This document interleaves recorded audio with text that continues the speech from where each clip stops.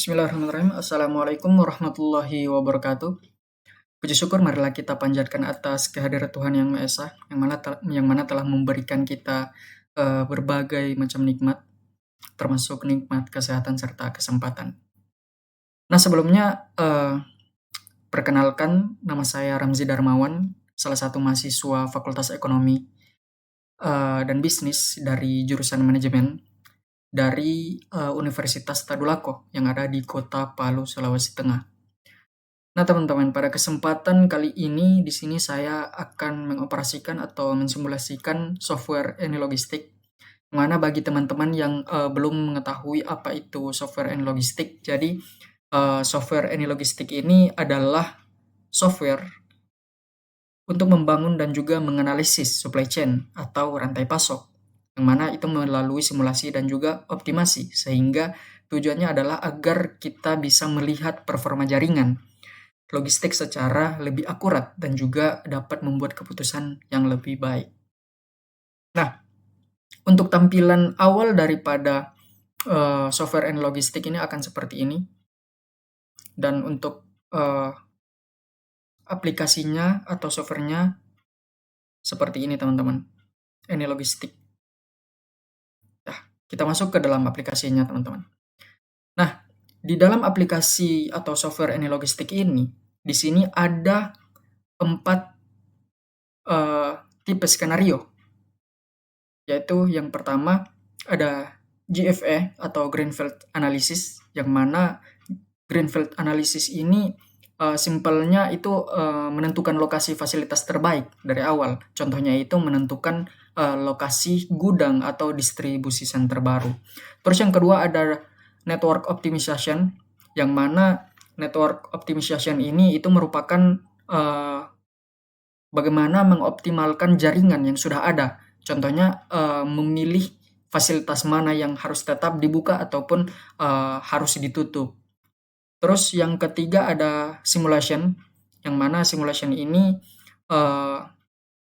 jenis skenario yang mana itu melihat perilaku supply chain atau rantai pasok itu secara real time, dinamis, dan juga detail. Contohnya itu seperti lead time, stok habis, sampai dengan delay transportasi.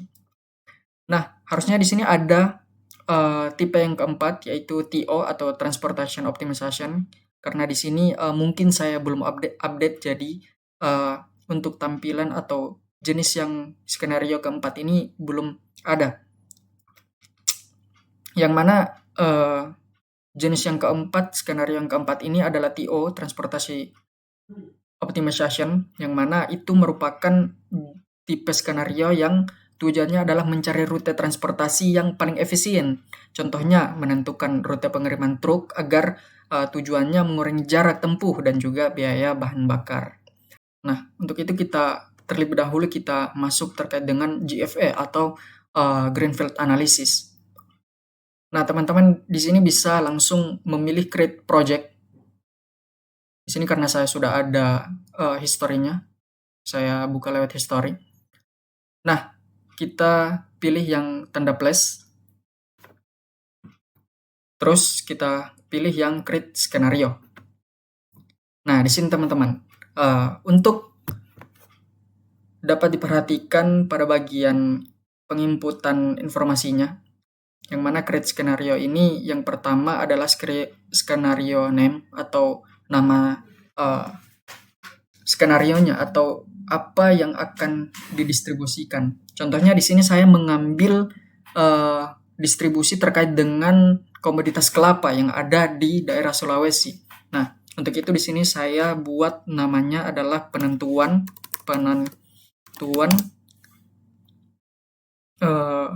distribusi center.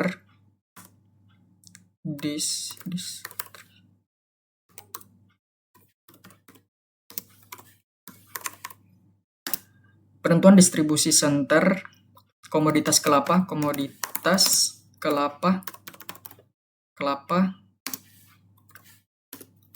di Sulawesi. Nah, Nah, jika sudah, kita masuk ke dalam jenis skenarionya atau skenario tipenya. Karena kita terlebih dahulu untuk membahas terkait dengan GFE atau Greenfield Analysis, maka di sini kita pilih yang GFE atau Greenfield Analysis. Selanjutnya, start date dengan end date ini artinya jangka waktunya atau periodenya. Nah, di sini saya ambil contoh selama setahun, yaitu dari Januari tanggal 1 sampai dengan Desember pada tanggal 12 pada tahun 2025, sehingga menjadi satu periode.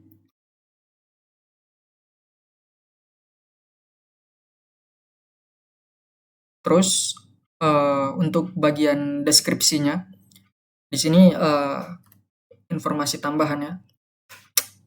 Contohnya kita, karena saya memilih contoh komoditas kelapa, maka di sini deskripsinya adalah menentukan distribusi center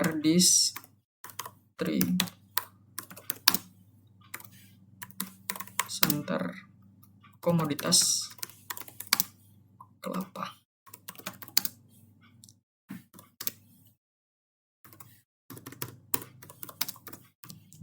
Sulawesi. Oke. Jika sudah, kita pilih create. Oh ya teman-teman, di sini yang perlu kita perhatikan juga pada bagian advanced setting. Nah, di sini teman-teman scroll ke bawah, ini ada settingan tambahannya yang perlu kita perhatikan. Yaitu yang pertama ada select country atau negaranya. Kita pilih Indonesia.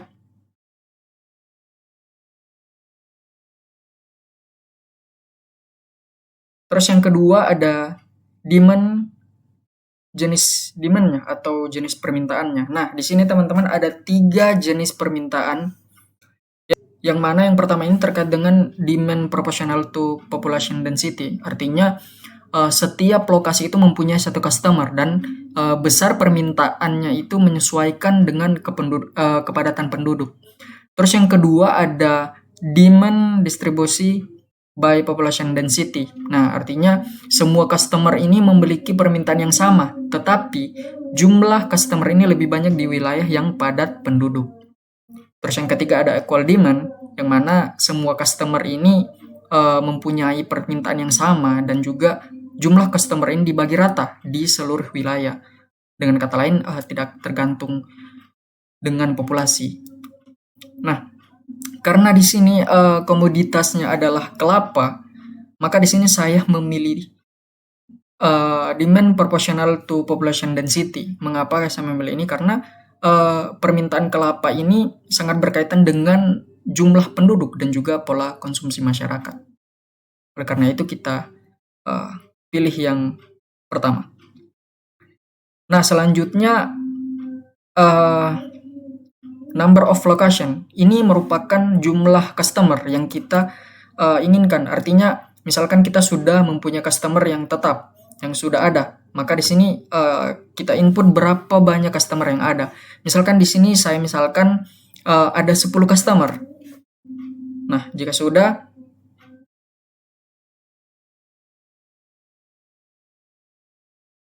nah untuk demand per citizen per period ini artinya misalnya ada 1.000 penduduk atau 10.000 penduduk, maka di sini ada satu permintaan. Nah, untuk settingan lainnya kita tidak perlu ubah.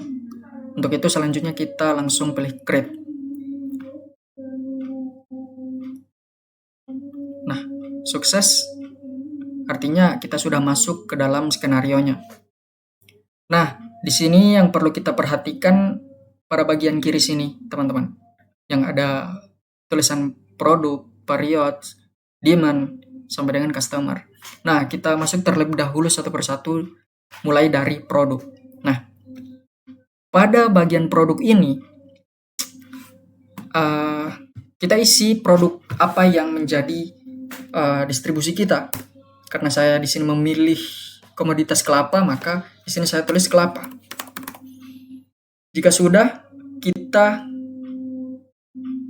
masuk ke bagian ukuran daripada satuan produk tersebut atau barang tersebut yang akan kita distribusikan.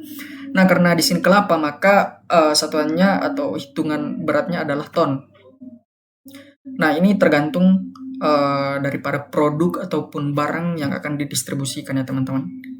Jika misalkan handphone, maka kita pilih pieces atau barang-barang atau produk lainnya yang sudah disediakan satuan ukurannya, tergantung daripada produk ataupun barang yang akan didistribusikan. Nah, jika sudah, kita masuk ke dalam bagian periods. Nah, bagian period ini karena sudah sesuai, kita tidak perlu ubah sama sekali. Oke, periodenya selama 1 tahun atau jangka waktunya. Baik teman-teman, selanjutnya kita masuk ke bagian customer. Mengapa kita ke customer dulu? Karena kita harus membuat atau menentukan customernya terlebih dahulu sebelum ada permintaan. Nah, di sini akan saya mempunyai 10 customer, yang mana ini sudah terinput secara otomatis oleh GFN-nya ini, tetapi lokasinya ini random yang ada di Indonesia. Nah, untuk itu karena saya ingin menentukan customernya ini yang ada di daerah Sulawesi, maka kita harus membuatnya satu persatu di lokasi mana yang harus kita inginkan atau yang kita tetapkan, customer mana yang harus kita tentukan di daerah mana. Nah, untuk itu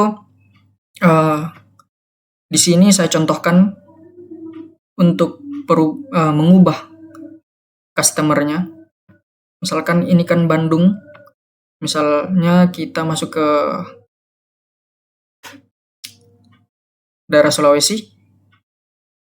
Di sini customer pertama kita mau di Kota Palu. Nah, kita ganti terlebih dahulu customer Palu. Nah, jika sudah, dia akan otomatis terganti juga pada bagian lokasinya, customer Palu. Dan untuk memindahkan customernya ini, kita cukup seret atau geser ke daerah Sulawesi. Nah, seperti ini teman-teman.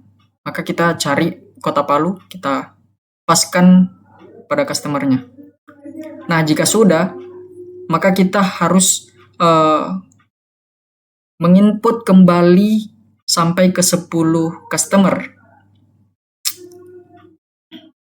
Jadi kita harus input satu-satu jika kita tidak mau diinputkan secara random oleh software ini. Nah, di sini saya mengefisienkan waktu. Di sini saya sudah ada customer yang sudah saya tetapkan di daerah Sulawesi. Di sini ada yang pertama customer Loop, terus 2 Palu, 3 Poso, 4 Palopo, Manado, Makassar, Kendari, Gorontalo, Parepare, sampai dengan Mamuju.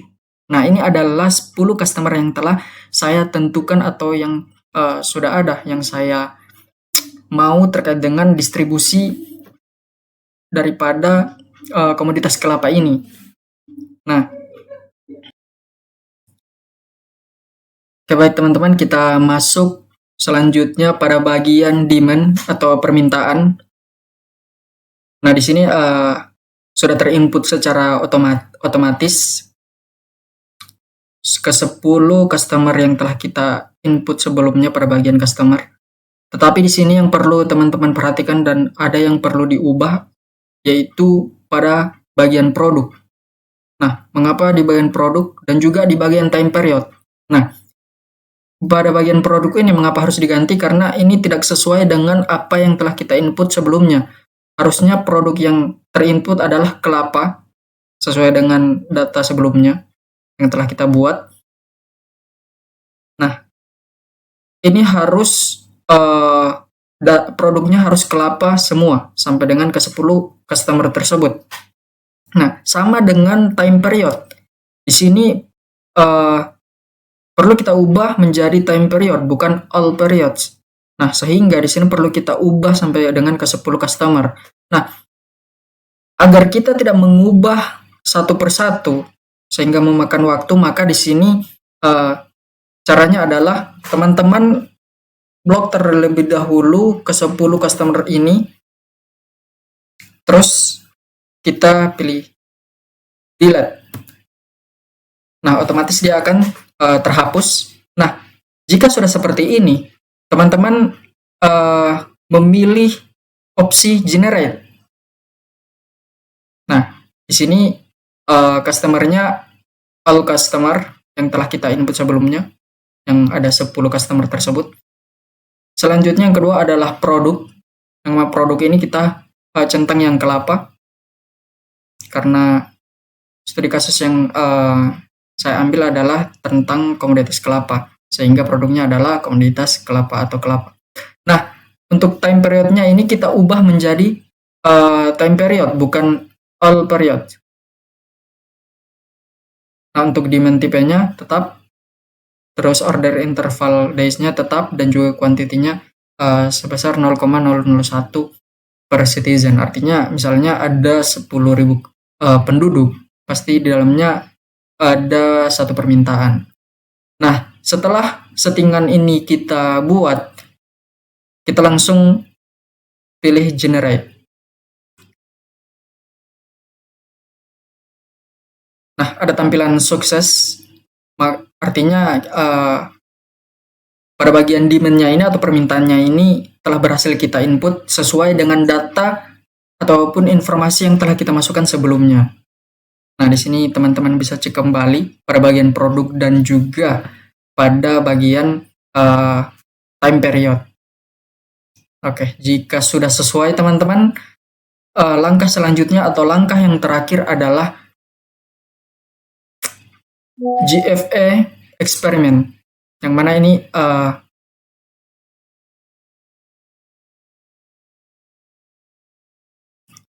selanjutnya langkah terakhir teman-teman adalah melakukan GFA eksperimen, yang mana ini berada pada bagian kiri. Kita tindis. Nah, jadi GFA eksperimen ini memberikan hasil di distribusi center mana yang akan menjadi lokasinya dari ke 10 customer yang telah kita tentukan tadi. Nah, untuk itu hal yang perlu kita perhatikan adalah bagian settingannya. Nah, bagian settingannya, teman-teman bisa pilih icon pengaturan kayak ini, ditindis, terus untuk all periods-nya tetap. Di sini teman-teman yang perlu kita perhatikan adalah product stage unit. Nah, bagian ininya teman-teman, karena biasanya di sini terinput tidak sesuai dengan ukuran beratnya daripada barang atau produk yang telah kita input. Misalnya di sini kan sudah terinput ton. Nah, sebelumnya itu biasanya sering terjadi error karena ininya belum diubah. Biasa masih meter per kubik dan lain-lain. Nah, sehingga di sini kita perlu perhatikan, kita pilih yang sesuai dengan ukuran satuan daripada produk atau barang yang telah kita tentukan. Nah, untuk itu di sini kita pilih ton. Nah, jika sudah teman-teman, kita bisa pilih run atau play, yang simbol yang berwarna biru ini. Nah, kita tindis.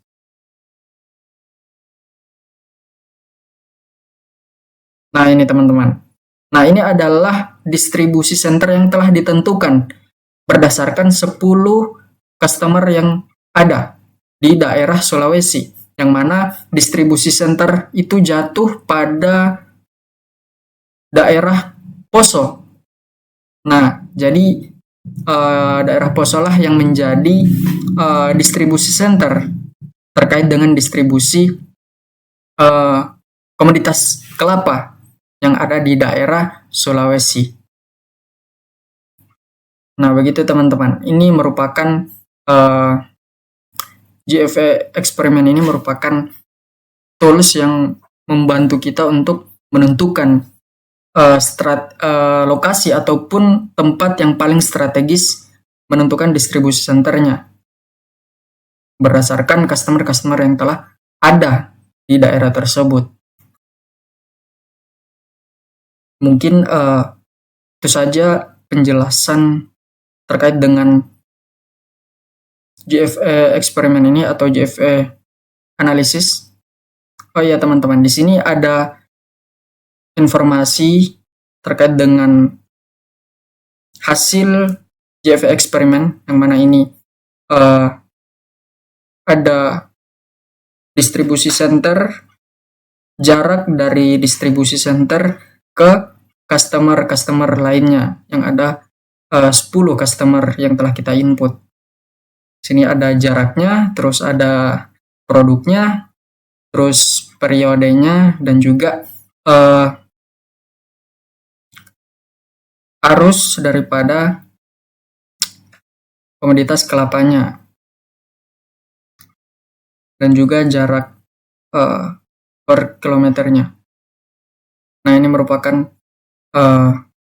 informasi penting terkait dengan hasil daripada penentuan distribusi center suatu produk atau barang yang ingin kita tentukan distribusi center mana yang paling strategis berdasarkan customer yang telah kita tentukan. Mungkin sekian dari saya terkait dengan GFA eksperimen atau Greenfield analysis. Terima kasih.